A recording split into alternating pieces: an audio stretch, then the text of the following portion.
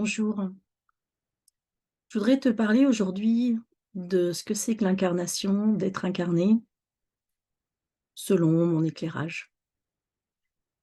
Parce qu'il y a des personnes à qui on peut demander: «Mais tu as vraiment envie de t'incarner sur terre?» C'est arrivé à une amie et je voudrais déjà répondre en disant que notre âme, qui vient d'une conscience unique, de la source, du divin, peu importe comment on l'appelle, et bien, à partir du moment où elle choisit de venir s'installer dans un corps physique et sur cette planète qu'est la Terre, eh bien, notre âme, à ce moment-là, elle s'incarne.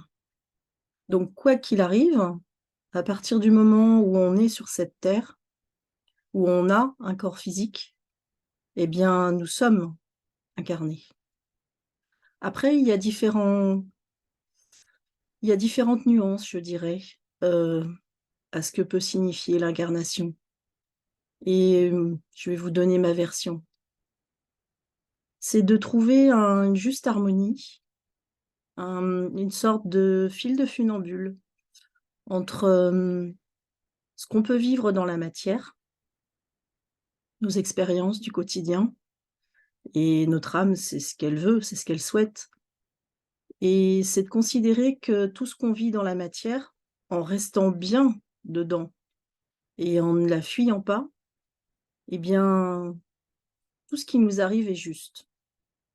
Ça, c'est une partie et l'autre partie de l'harmonique, c'est de considérer que nous avons, d'autres corps, c'est de les nourrir et en particulier, notre corps, spirituel qui lui, eh bien, a la nécessité de se baigner dans de la lumière, dans l'amour, d'élargir tous ces systèmes de compréhension et de retrouver en fait cette sensation du divin. Nous sommes un être divin incarné. Chacun d'entre nous porte Dieu en lui, porte la source, porte la conscience unique.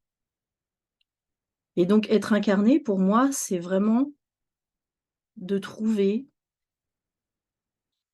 ou de rechercher en tout cas, parce que trouver, je dirais que c'est compliqué, parce que, trouver ça veut dire que voilà, on a terminé et que c'est fini.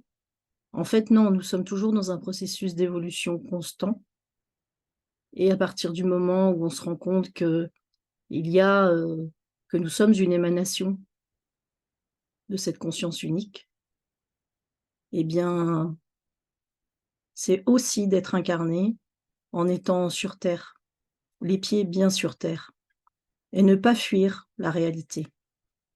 Voilà ce que ça veut dire pour moi, être incarné.